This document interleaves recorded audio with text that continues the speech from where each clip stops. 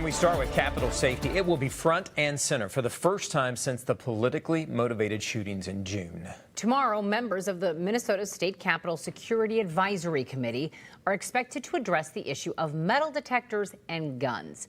We have team coverage for you this evening. Our Eric Shalou actually spoke with Governor Walz to get his viewpoint on this. But first, Chief Political Reporter Tom Hauser is here on how the state of Iowa is successfully navigating both, Tom. Yeah, Paul, under Minnesota law, any Minnesotan with a permit to carry can bring a gun into the Minnesota State Capitol. So many people have wondered, how would you have metal detectors if they're authorized by the legislature and a law that allows guns to be carried into the Capitol?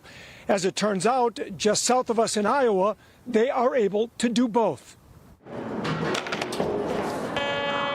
The Iowa State Capitol had metal detectors installed shortly after 9/11, more than 20 years ago.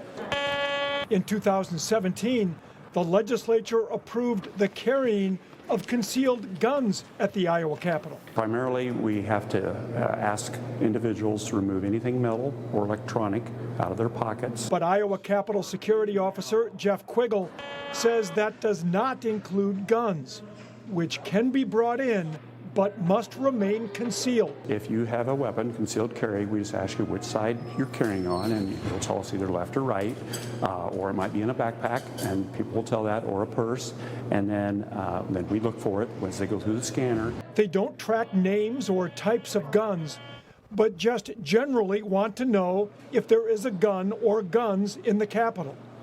They only restrict the amount of ammunition a visitor can carry. We also look for to make certain you're not bringing an excessive amount of ammunition, which would be 3 or 4 magazines. We'll just keep those at the checkpoint. We'd let you have 1 magazine. Could this be a template for what might happen at the Minnesota State Capitol? If lawful people were able to exercise their right with minimum interference, that's not something that we would generally be opposed to. Still, Rob Dorr of the Minnesota Gun Owners Caucus says he is generally opposed to metal detectors at the Capitol because of a potential chilling effect on people showing up to participate, especially for debates about gun legislation. If the screening becomes such an encumbrance that people are less likely to show up to the Capitol, to participate in the legislative process, to make their voices heard, that hurts all of us from just an accessibility and access to government standpoint.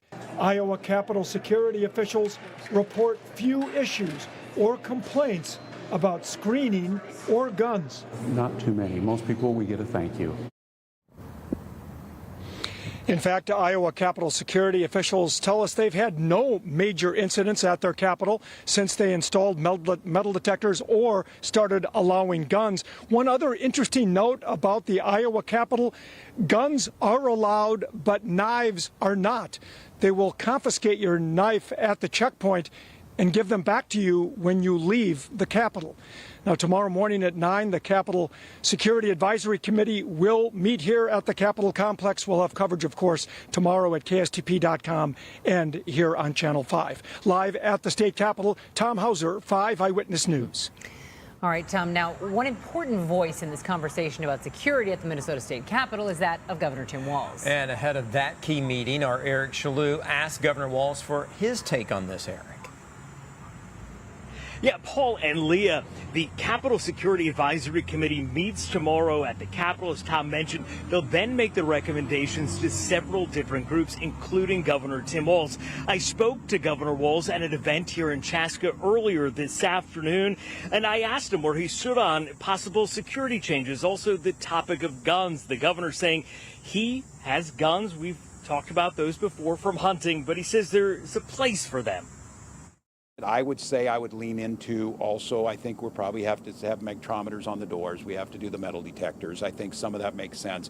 I'm grateful to the State Patrol made that decision early on to limit the number of doors. That does not limit people's access to the Capitol. I've never quite understood the carrying guns in the workplace. The Advisory Committee on Capital Area Security meets tomorrow, includes Lieutenant Governor Peggy Flanagan, Chief Justice Natalie Hudson of the Supreme Court, Senator Warren Limmer, Senator Bonnie Westland, Representatives Kelly Moeller and Jim Nash. The Department of Public Safety, which provides security at the Capitol, is also going to be there. The Sergeant at Arms of the Minnesota House and Senate, they have to do with member security. They'll be at that meeting as well. Now, the governor did talk about how much possible changes could cost taxpayers depending on what the committee comes up with. He says they'll have to see if some of those can be included in the Department of Public Safety budget. As I mentioned, they provide security at the Capitol. So a lot to follow. What are they going to come up with? How much could it cost? All questions we'll stay on top of and trying to get those answers for you. Again, that meeting tomorrow will be there. Reporting live this afternoon here in Chaska, Eric Shalhoub, 5 Eyewitness News.